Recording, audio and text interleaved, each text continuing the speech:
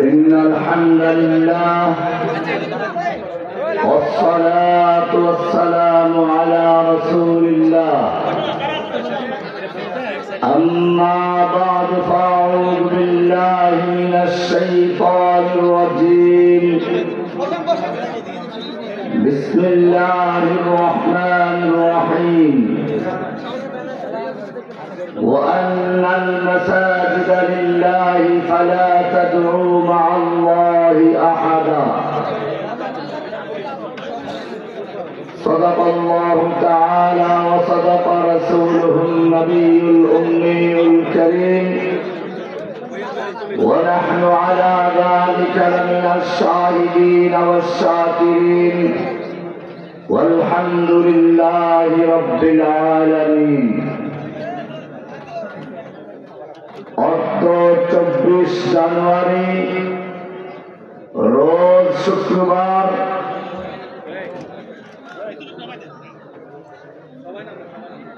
মোহনপুর উচ্চ বিদ্যালয়ের মসজিদ পুনর্নির্মাণ উপলক্ষে প্রাক্তন ও বর্তমান ছাত্র ছাত্রী প্রবাসী এবং এলাকাবাসীর উদ্যোগে ঐতিহ্যবাহী মোহনপুর উচ্চ বিদ্যালয় মাঠ মোহনপুর দেবিদ্বার কুমিল্লাতে আয়োজিত অষ্টগার এই মাহফিলের সম্মানিত সভাপতি জনাব কাজী আলমগীর হোসেন, প্রধান শিক্ষক মোহনপুর উচ্চ বিদ্যালয়, মঞ্চে উপস্থিত বৈষম্য বিরোধী ছাত্র আন্দোলনের প্রধান সমন্বয়ক কেন্দ্রীয় নেতা জনাব হাসান আব্দুল্লাহ ভাই, হযরত উলামায়ে কিরাম, অত্র এলাকার সর্বস্তরের তাওহীদি জনতা, আল্লাহ সুবহানাহু ওয়া তাআলার মহান দরবারে শুকরিয়া জ্ঞাপন করছি যিনি আমাদেরকে এই বাংলাদেশের জমিনে ইসলাম ও মুসলিমদের নিশ্চিহ্ন করার জন্য, ইসলামী তাহযীব তামাদ্দুনকে ধ্বংস করার জন্য ভারতের রায়ের পক্ষ থেকে দীর্ঘ প্রশিক্ষণ নিয়ে এদেশের তাওহীদি জনতার বুকের উপরে এক জগদ্দল পাথর হয়ে চেপে বসেছিল। নিজের ক্ষমতা আঁকড়ে ধরার জন্য রাতের অন্ধকারে সব দিক থেকে বাতি বন্ধ করে সত্তা চত্বরের তাওহীদি জনতার বুকে গুলি চালিয়েছিল। এদেশের স্বতন্ত্র প্রহরী, এদেশের অতন্ত্র প্রহরী বাংলাদেশের সীমান্ত রক্ষী বিডিআর এবং অফিসারদের হত্যা করে এদেশকে সেনাবাহিনী মুক্ত করার চক্রান্ত করা হয়েছিল। গুজরাটের কোসাই বাবরি মসজিদ হত্যাকারী না সেই মুশরিক নরেন্দ্র মোদীকে বাংলাদেশে আনার জন্য ব্রাহ্মণবাড়িয়াতে এবং হাটহাজারীতে হাজার হাজার ছাত্রদের গুলি করে হত্যা করেছিল। শুধু এ পর্যন্তই নয়, এরপরে নিজের ক্ষমতা আঁকড়ে থাকার জন্য জুলাই আগস্টে স্কুল কলেজ মাদ্রাসা মসজিদের ছোট ছোট শিশুদের বুক পর্যন্ত বুলেটের গুলি দিয়ে ঝাঁঝরা করে তারপর তার ক্ষমতা টিকে রাখার জন্য সর্বাত্মক প্রচেষ্টা করেছিল। শুধু সে পর্যন্তই না, এরপরে আরো রক্ত চাই, আরো লাশ চাই, ব্যাপক ধ্বংসযজ্ঞ চালাবার জন্য মুরগির রোস ভুনা করে ফরাসি ঘোড়া করে, কালো ঘোড়া করে, বুফে আইটেমে হাজার রকমের খাবার তৈরি করে বস্তায় বস্তায় টাকা তৈরি করে রেখেছিল। প্রয়োজনে বাংলাদেশের ছাত্র জনতা রক্ত দিয়ে গোটা বাংলাদেশ লাল করে দাও, তারপর আমাকে ক্ষমতায় ঢুকতে হবে। কিন্তু আল্লাহ রাব্বুল আলামিন দেখিয়ে দিয়েছেন, কুলিল্লাহুম্মা মালিকাল মুলক। সূরা আলে ইমরান 26 নম্বর আয়াত আল্লাহ বলছেন, কুলিল্লাহুম্মা মালিকাল মুলক। আল্লাহ তুমি সমস্ত ক্ষমতার মালিক। সব ক্ষমতার মালিক কে? নাকি অন্য কোন? এটাও খেয়াল রাখতে হবে। এখন সংবিধান পরিবর্তন করার প্রস্তাবনা এসেছে। বাংলাদেশের সংবিধানের সাথে পথে লেখা রয়েছে, প্রজাতন্ত্রের সকল ক্ষমতার মালিক জনগণ। কোন মুসলিম বিশ্বাস করতে পারে না কোন ক্ষমতার মালিক জনগণ নয়, ক্ষমতার মালিক মোদী নয়, ক্ষমতার মালিক হাসিনা নয়। সমস্ত ক্ষমতার মালিক আল্লাহ।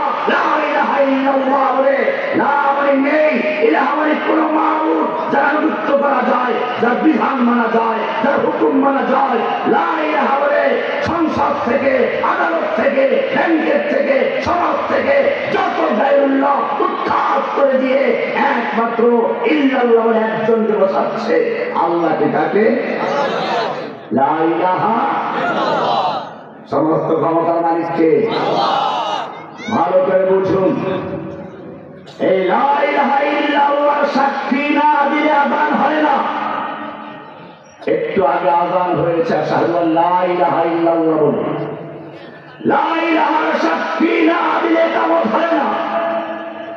লা ইলাহা ইল্লাল্লাহর সাক্ষ্য না দিলে তোমার ঈমান হয় না। লা ইলাহা ইল্লাল্লাহর সাক্ষ্য সম্পর্কে আল্লাহ পবিত্র কোরআনে প্রশ্ন করেছেন, কুল আইয়ু শাইইন আকবারু শাহাদা। বলো তো সবচেয়ে বড় সাক্ষ্য কোনটি? সূরা আনআম 6 নম্বর সূরা 19 নম্বর আয়াত। আল্লাহ বলছেন, বড় সবচেয়ে বড় সাক্ষ্য কোনটি? কে প্রশ্ন করেছে?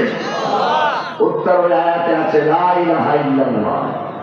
শুধু এ পর্যন্তই নয়, এবারে আল্লাহ বলেছেন, বলো তো এমন কোন সাক্ষ্য আছে যেই সাক্ষ্য মানব দানব জিন ইনসান পশু পাখি শুধু নয়, গোটা সৃষ্টিকে সারিয়ে আরশে আযীমের মালিক আল্লাহ নিজে সাক্ষ্য দিয়েছেন।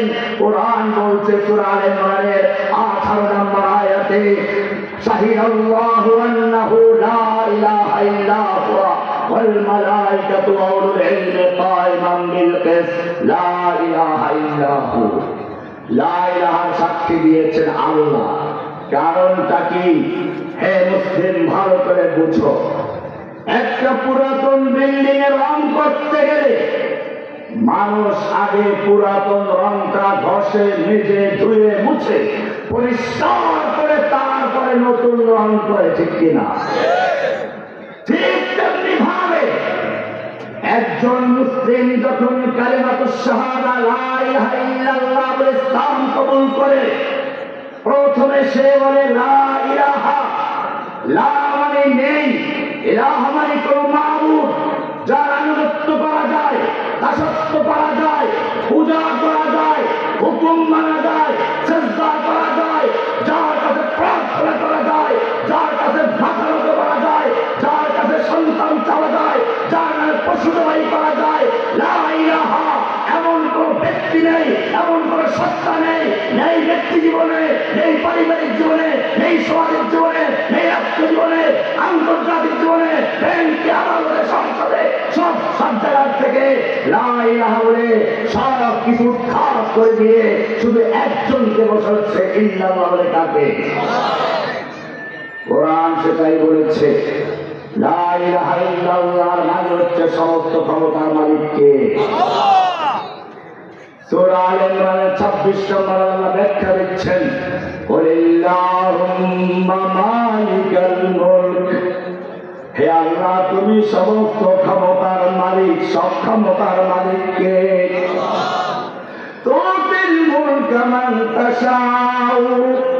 তুমি যাকে ইচ্ছে তাকে ক্ষমতা দান করো, ক্ষমতা দেওয়ার মালিককে। ডক্টর ইউনূস সাহেব কখনো কল্পনা করেছেন কিছুদিন আগে যাকে তার সেই জজ করে লোহার খাতার ভিতরে ঢুকিয়েছিল, সেই লোকটা আজকে দেশের ক্ষমতায় বসে আছেন? ক্ষমতা দেওয়ার মালিককে।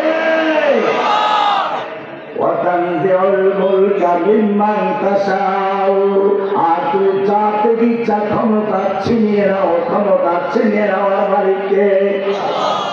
যেই লোকটা মুরগির রোস্ট করে রাখলো, খাসি ভুনা করে রাখলো, গরু ভুনা করে রাখলো, সব অফিসারদের খাওয়াবে, বস্তায় বস্তায় টাকা দিবে, প্রয়োজনে ছাত্র জনতা ধ্বংস করে দিয়ে হলো ক্ষমতায় টিকে থাকবে। আল্লাহ রাব্বুল আলামিন জানিয়ে দিলেন, তোর এই মুরগির রস খাওয়ার মতো কোনো সুযোগ নেই। তুই আমার আলেমদের মুখের থেকে মুরগি কেড়ে নিয়েছিস, ওরা মায়ে কেরামদের কারাবন্দি করেছিস, ওরা মায়ে কেরামদেরকে জেলখানায় পোটা খাইয়েছিস। এইবারে দেখ, তোর মুখের খাবার কেড়ে নিয়ে বাংলাদেশে তোকে থাকার সুযোগ দেওয়া হবে না। কারণ তুই অহংকার করে বলেছিলি কেউ পালায় না, শেখ হাসিনা পালায় না। তোর কাউয়া তাদের বলেছিল পালাবো না,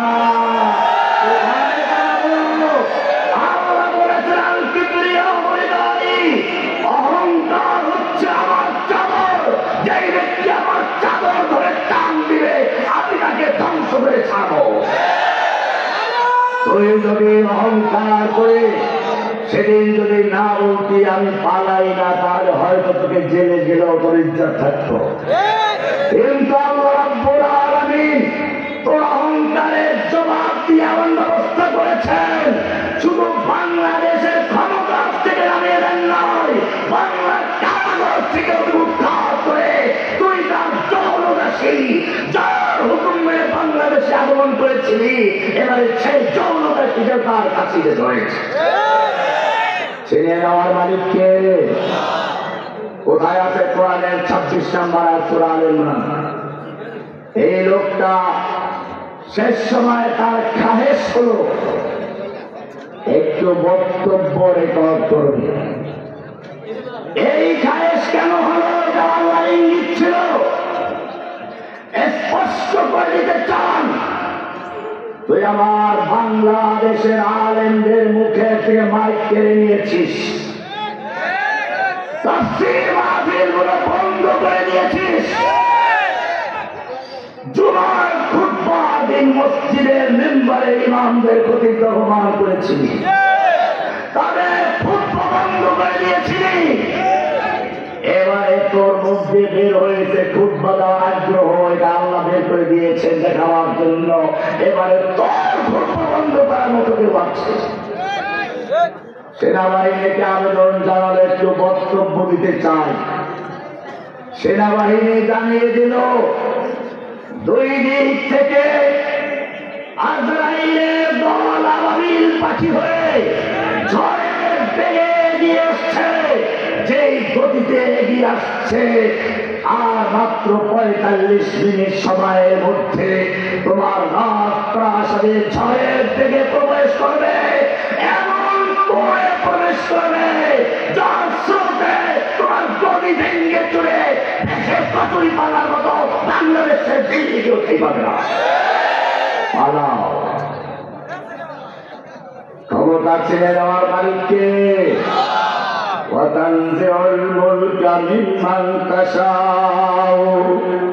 ক্ষমতা ছিনে নেওয়ার মালিককে, বক্তব্য কেড়ে নেওয়ার মালিককে।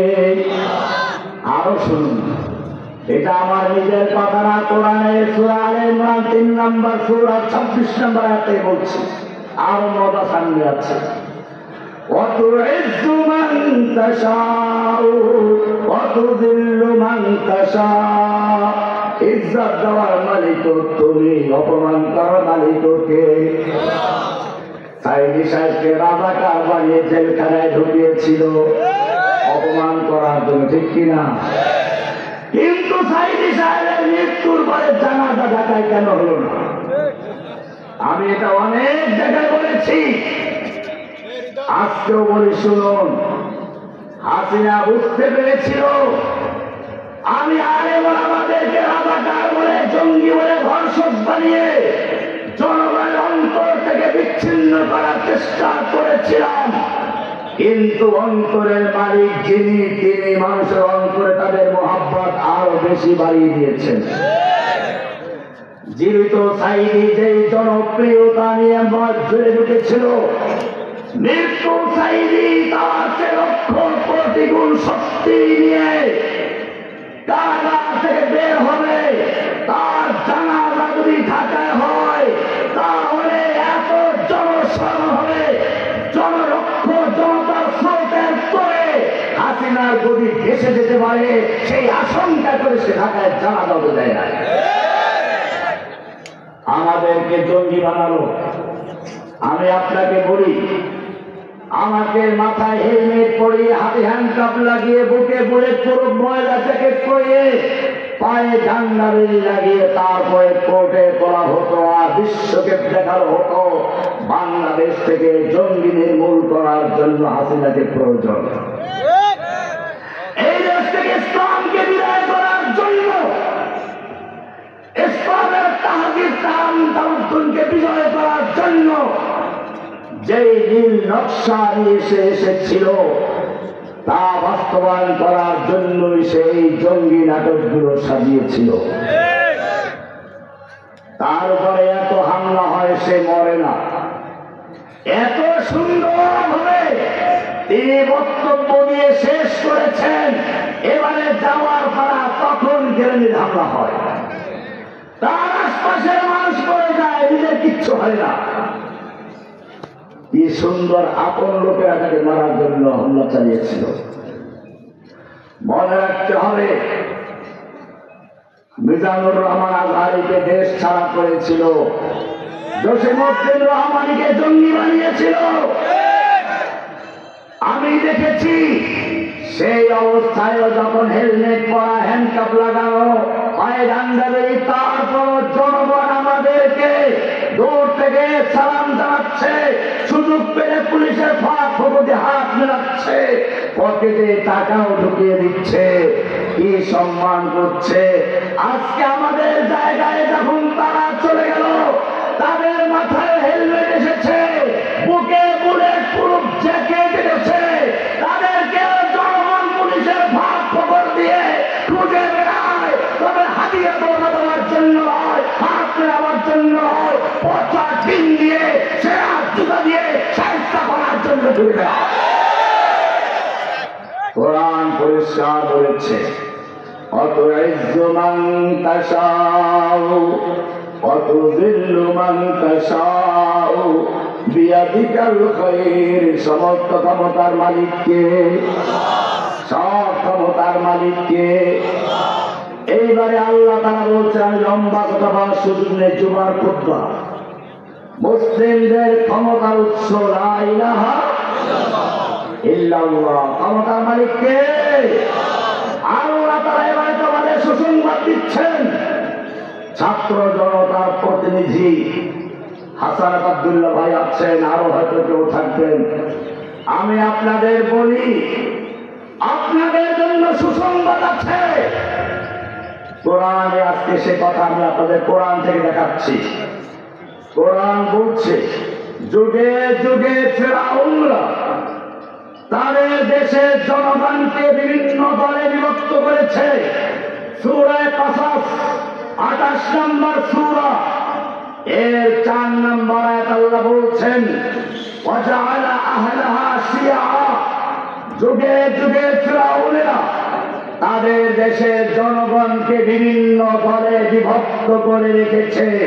কেউ রাজাকার, কেউ মুক্তিযুদ্ধের পক্ষে, কেউ চেতনার পক্ষে, কেউ বিপক্ষে, কেউ স্বাধীনতার পক্ষে, কেউ স্বাধীনতার বিপক্ষে। এইরকম ভাবে বিভিন্ন দলে বিভক্ত করে জনগণের মধ্যে গন্ডগোল লাগিয়ে একজনকে আরেকজনের বিরুদ্ধে খেপিয়ে দিয়ে এরকম ভাবে তারা শাসন করার চেষ্টা করেছে। কোরআন বলছে, ইস্তাদিফু তায়েফাতাম মিনহুম, এবং তারা যুগে যুগে একটা দলকে দুর্বল করে গেছে, নির্যাতন করেছে, নিপীড়ন করেছে, শোষণ করেছে, আর এক দলকে তারা সবকিছু দিয়ে দিয়েছে। আল্লাহ বলছেন ইয়াস্তাবিফু তায়েফাতাম মিনহুম ইন্নাহু কানা মিনাল মুফসিদিন, নিশ্চয়ই সে ছিল একটা স্পষ্ট ফ্যাসিস্ট, সন্ত্রাসী, গ্রাস, অহংকারী, ধ্বংস এবং ধ্বংসের করার মতো একটা বাস্তব ব্যক্তি, যাকে ডাইনি বুড়ি বলা চলে। আল্লাহ বলছেন ইন্নাহু কানা মিনাল মুফসিদিন। এইবারে আল্লাহ তোমাদের সুসংবাদ দিচ্ছেন সূরা কাসাসে। এই কথা বললেন এক দলকে নির্যাতন নিপীড়ন করা হয়েছে। এবারে আল্লাহ বলছেন যেই লোকগুলোকে নির্যাতন করা হয়েছে, যাদের উপর অত্যাচার করা হয়েছে, যাদের উপরে জুলুম করা হয়েছে, এইবারে আমি চাচ্ছি ওয়ানুরিদু আন নামুন্না আলাল্লাযীনা ইসতুদঈফু ফিল আরদ, যাদেরকে বাংলার জমিনে দুর্বল করে রাখা হয়েছিল, নির্যাতিত করা হয়েছিল, নিপীড়িত করা হয়েছিল। এবার আমার ইচ্ছা হচ্ছে, আল্লাহ বলছেন আমার এবার ইচ্ছা হলো আন্নামুন্না আলাল্লাযীনা ইসতুদঈফু ফিল আরদ, সেই দুর্বল, নির্যাতিত, নিপীড়িত মানুষগুলোকে সাহায্য করব, তাদের প্রতি অনুগ্রহ করব।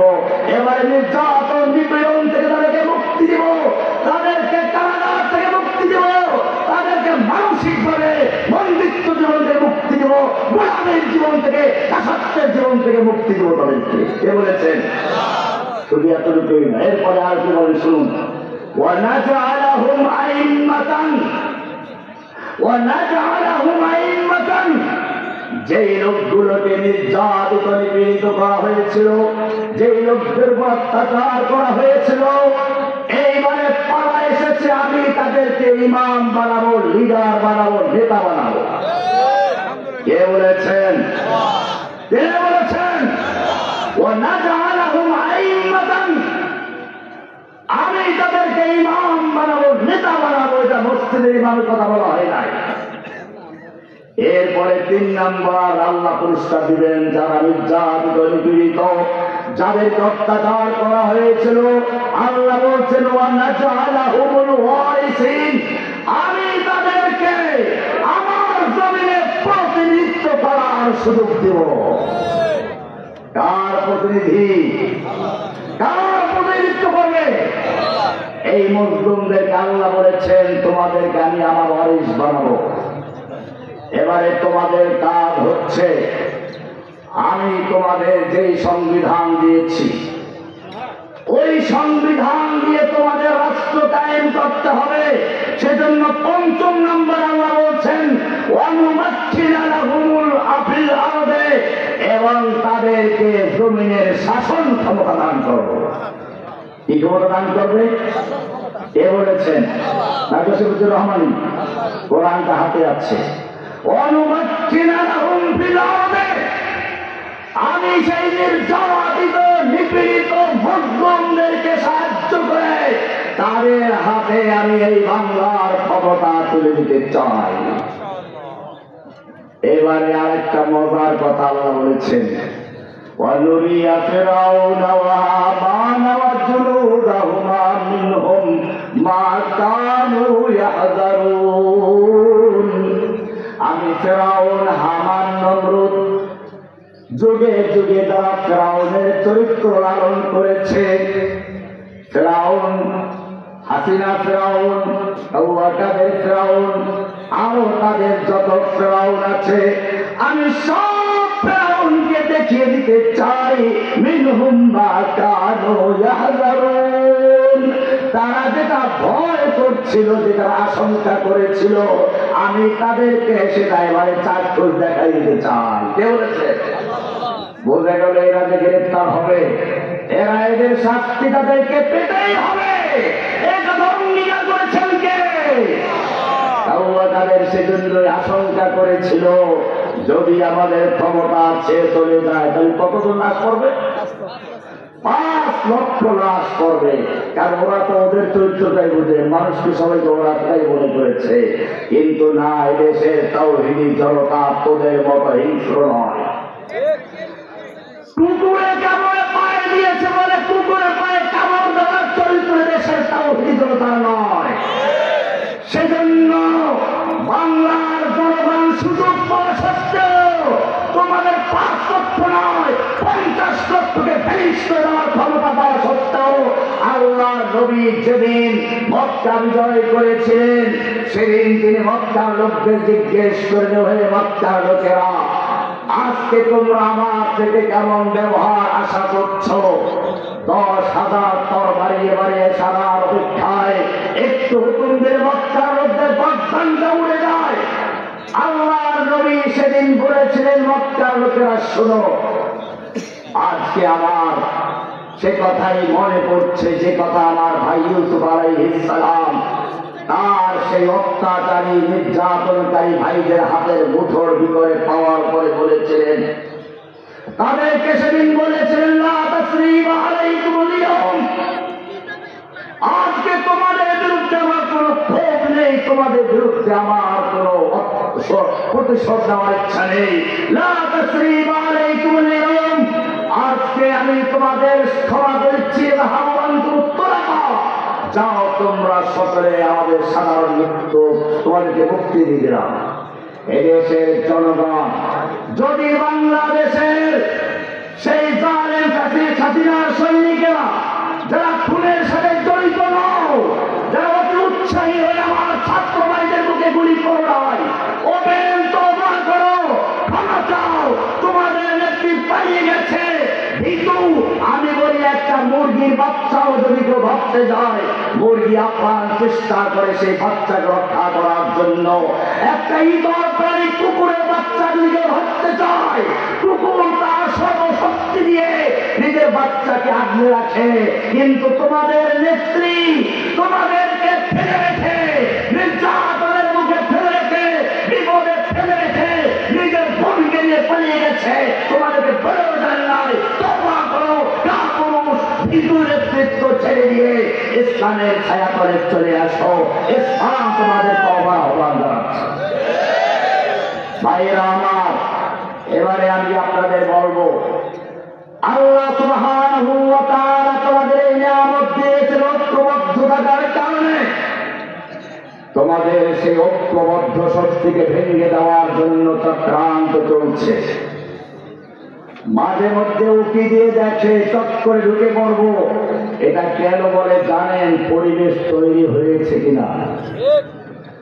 যদি ঐক্যবদ্ধ থাকতে পারেন, মনে রাখবেন আল্লাহর নবী মুহাম্মদ সাল্লাল্লাহু আলাইহি ওয়াসাল্লাম একবার উমরা করার জন্য মক্কার কাছে আসলেন। হুদায়বিয়া পর্যন্ত আসার পরে বাধা প্রাপ্ত হলেন। ওসমানকে মক্কায় পাঠালেন, যাও মক্কার লোকদেরকে বুঝাও আমরা উমরা করতে এসেছি, যুদ্ধ করতে আসি নাই। আমরা ইহরামের কাপড় পরিধান করেছি, অস্ত্র সাথে আনি নাই। মক্কার লোকেরা দেখলো এই তো মুখ্যম সুযোগ। মুহাম্মদ সাল্লাল্লাহু আলাইহি ওয়াসাল্লাম নিজে এবং তার সঙ্গে 1400 সাহাবী এই লোকগুলোকে অতর্কিত হামলা করে শেষ করে দিতে পারলে আমাদের আর কোনো ঝামেলা থাকবে না। কিন্তু একটু ভয়ও ছিল। খুব ভালো করে শুনুন, একটা গুজব ছড়িয়ে দিল ওসমানকে হত্যা করা হয়েছে। এটা দিয়ে পরীক্ষা করলো যে বাংলার জনগণের ঐক্যবদ্ধ শক্তি ধ্বংস করতে পেরেছে কিনা। সাহাবীদের ঐক্যবদ্ধ শক্তি কেমন আছে? আল্লাহর নবীর তাবুতে যখন এই খবর ছড়িয়ে পড়লো ওসমানকে হত্যা করা হয়েছে, আল্লাহর নবী তাবুত থেকে বের হয়ে আসলেন, জোরে ডাক দিল, সাহাবারা, ইয়া সাহাবা সাজারা, ওহে গাছের নিচে অবস্থানকারী সাহাবীরা চলে আসো, আমার কাছে খবর এসেছে আমার ওসমানকে হত্যা করা হয়েছে। আমি হাত পিছিয়ে দিলাম, আমার হাতের উপরে হাত থেকে অঙ্গীকার করো, ওয়াদা করো, প্রতিশ্রুতি দাও, হয়তো ওসমান হত্যার বদলা নীতিকে মক্কা বিজয় করে ছাড়বো, নতুবা সকলে শহীদ হয়ে যাবো, একটা লোক মদিনায় ফিরে যাবো না। কে কে তৈরি আছো? হাত রাখো। 1400 সাহাবায়ে কেরাম আল্লাহর নবীর হাতে হাত রেখে বায়াত করলেন। এক পর্যায়ে আল্লাহর নবী নিজের বাম হাতটাকে ডান হাতের উপর রেখে বলছেন, এটা ওসমানের হাত, যাতে উসমান এই বায়াত থেকে বঞ্চিত না হন। বায়াত হয়ে গেল, সাহাবায়ে কেরাম অনেক কবিতা বলতে লাগলেন, নাহনুল্লাযীনা বায়াউ মুহাম্মাদা আলাল জিহাদি মা বাকিয়া আবাদা। আমরা সেই জাতি যারা আল্লাহ নবীর হাতের উপরে হাত রেখে বায়াত করেছি, অঙ্গীকার করেছি, ওয়াদাবদ্ধ হয়েছি। আমরা হয় ওসমান হত্যার বদলা থেকে মক্কা বিজয় করে ছাড়বো, নতুবা সকলে শহীদ হয়ে যাব, একটা লোক মদিনায় ফিরে যাব না। এই খবর যখন মক্কায় ছড়িয়ে পড়লো, মক্কার কাফেরদের হৃৎপিণ্ডে কম্পন শুরু হয়ে গেল। এবারে তারা উসমানকে সঙ্গে এনে বলল, না না, উসমানকে হত্যা করা হয় নাই, আমরা মেহমানদারি করছিলাম, চুক্তি করার জন্য আমরা তৈরি হয়েছি। সেই সময় যে চুক্তি হয়েছিল ইতিহাস তাকে বলে হুদায়বিয়ার সন্ধি। আমি তোমাদের বলতে চাই, ওই যে শুরু মাঝে মধ্যে ভিডিও অডিওর বক্তব্য দেয়, চট করে ঢুকে পড়বো, এটা তোমাদের পরীক্ষা করছে এখনো তোমার আছো কিনা তোমরা জানিয়ে দাও। হ্যাঁ, তুমি চট করে ঢুকে পড়ো, আমরা অপেক্ষায় আছি। তুমি এদেশের তাওহীদি জনতাকে শাপলা চট করে হাতে অন্ধকারে বাতি বন্ধ করে দিয়ে গণহত্যা চালিয়েছ, এদেশের জনগণ অপেক্ষা করছে। তুমি তখন চট করে ঢুকে পড়বে, শাপলা হত্যার বিচার করতে গিয়ে তোমাকে ফাঁসিতে ঝুলাবার জন্য এদেশের তাওহীদি জনতা অপেক্ষায় রয়েছে। তুমি চট করে ঢুকে পড়ো। বিডিআর বিদ্রোহের নামে বিডিআর জওয়ানদেরকে, সেনা অফিসারদেরকে হত্যা করেছ, এদেশের জনগণ তোমার অপেক্ষায় রয়েছে। তুমি তখন চট করে ঢুকে পড়বে। তোমার চট করে ঢুকে পড়ার সঙ্গে সঙ্গে এদেশের তাওহীদি জনতা, এদেশের বিডিআর এবং সেনাবাহিনীর লোকেরা তোমার সেই বিডিআর হত্যার বিচার করতে গিয়ে ফাঁসিতে ঝুলিয়ে রাখার জন্য প্রস্তুত রয়েছে। তুমি চট করে ঢুকে পড়বে। তোমার অবৈধ স্বামী নরেন্দ্র মোদীকে পাশেই বাংলাদেশে আনার জন্য ব্রাহ্মণবাড়িয়াতে এবং সেই হাটহাজারীতে ছাত্র জনতার রক্তে রঞ্জিত করেছ। আমরা অপেক্ষায় আছি, তুমি চট করে ঢুকে পড়বে। তখন তোমাকে সেই ব্রাহ্মণবাড়িয়ার হাটহাজারী হত্যার বিচার করতে গিয়ে ফাঁসির মঞ্চে ঝুলিয়ে তোমার বিচার করার জন্য হাটহাজারীর জনগণ, ব্রাহ্মণবাড়িয়ার জনগণ অপেক্ষা করছে। তুমি চট করে ঢুকে পড়ো। জুলাই আগস্টে আবু সাঈদের নিরস্ত্র সম্প্রসারিত বুকের উপরে গুলি করে এদেশের তাওহীদি জনতার বুকে গুলি করেছ। এদেশের কচি কচি বাচ্চাদের বুক তুমি গুলি দিয়ে ঝাঁঝরা করে দিয়েছ। তোমার রক্ত পিপাসা মিটে নাই, আরো হত্যার জন্য প্রস্তুত ছিলে। এখনো পর্যন্ত সেই কচি বাচ্চাগুলো হাসপাতালের বেড়ে, কারো চোখ নেই, কারো হাত নেই, কারো পা নেই, কাঁপাচ্ছে। আমার তাওহীদি জনতা যারা সেই ফ্যাসিস্ট হাসিনাকে এবং তার দলকে আবার ক্ষমতায় বসাতে চায়, নির্বাসিত করতে চায়, আমি বলতে চাই, যদি প্রয়োজন হয় জুলাই আগস্টের মতো আরেকটা সংগ্রাম করার জন্য, বুকের টাকা রক্ত ঢেলে দেওয়ার জন্য প্রস্তুত থাকবে ইনশাআল্লাহ।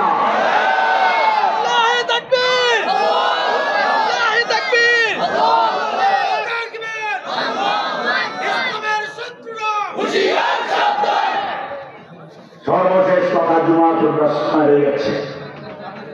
মনে রাখতে হবে, আমাদের দেশে বিভিন্ন দল মত থাকবে, আছে, দুশমনরা সেই সুযোগ নেবে।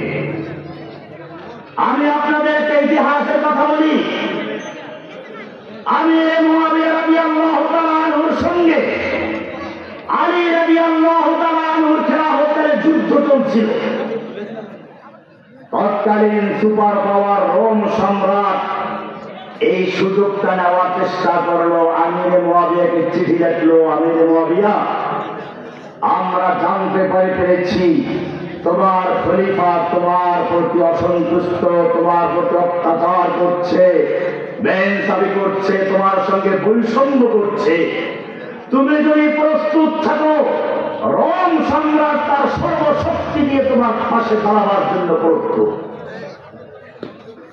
আমির মুআবিয়া বুঝতে পারলেন সে তো শেখ মুজিব না, পাকিস্তানকে ভাঙার জন্য ইন্ডিয়া তাকে প্রস্তাব করেছিল।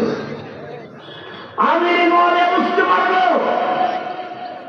আমার সঙ্গে আলীর যুদ্ধ হচ্ছে, এই সুযোগ নিয়ে মুসলিম ভূখণ্ডের দিকে ওরা আগাতে চায়, আমাদের ঐক্যের সুযোগ নিয়ে মুসলিম ভূমিকে বিভক্ত করে দিতে চায়, ধ্বংস করতে চায়।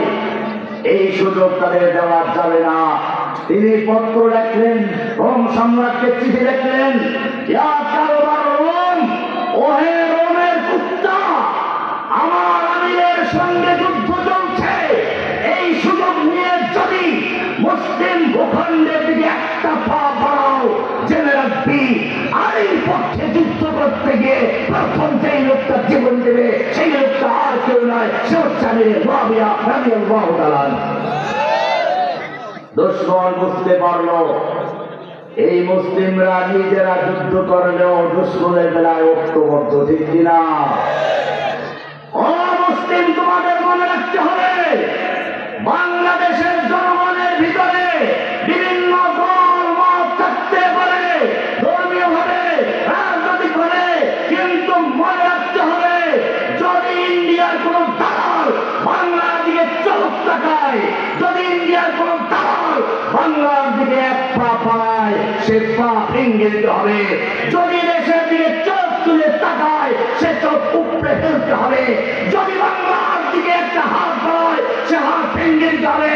সেজন্য প্রয়োজনে শেষে সকল ঐক্যবদ্ধ থাকতে হবে, থাকবে ইনশাআল্লাহ। জেনে রাখো, যখন সাইদি সাহেবকে গ্রেফতার করা হয়েছিল সেই সময় যদি এদেশের তাওহীদি জনতা জামাতের সঙ্গে ভিন্ন মত থাকতেই পারে, কিন্তু সাইদি সাহেব একজন আলেম, এদেশের তাফসীর মাহফিলের রূপকার ছিলেন। তাকে যখন গ্রেফতার করা হলো তখন যদি দলমত নির্বিশেষে সকল ঐক্যবদ্ধ আলেম, তাহলে আমার মনে হয় পরবর্তীতে মামুনুল হক সাহেবকে জেলে যেতে হতো না, পরবর্তীতে হেফাজতের নেতাদেরকে মুরগির বাচ্চার মতো জেলে যেতে হতো না, জসিমউদ্দিন রহমানকে জঙ্গি বানিয়ে এক যুগ পর্যন্ত বন্ধ রাখতে পারত না। সুযোগ দিয়েছে আমাদের ঐক্যে, এবার সময় হয়েছে সব ঐক্য ভুলে গিয়ে, ধর্ম ভুলে গিয়ে, জুলাই আগস্টে যেরকম ভাবে ছাত্র জনতার সঙ্গে ঐক্যবদ্ধ হয়েছিল, ইনশাআল্লাহ আবার যদি প্রয়োজন হয় সেই রকম ভাবে ধর্ম নির্বিশেষে ঐক্যবদ্ধ ভাবে আবার মাঠে নামার জন্য প্রস্তুত আছে কিনা? আমাদের কাছে ছাত্র নেতা হাজার ভাই পেলাম, এই বক্তব্য আলহামদুলিল্লাহ এরা আছেন, আমাদের এই যুগের গর্ব, এই ছাত্রগুলো আমাদের এই যুগের গর্ব। ও বাড়ি এখানেই না, আপনাদের তো আরো বড় গর্বের বিষয়।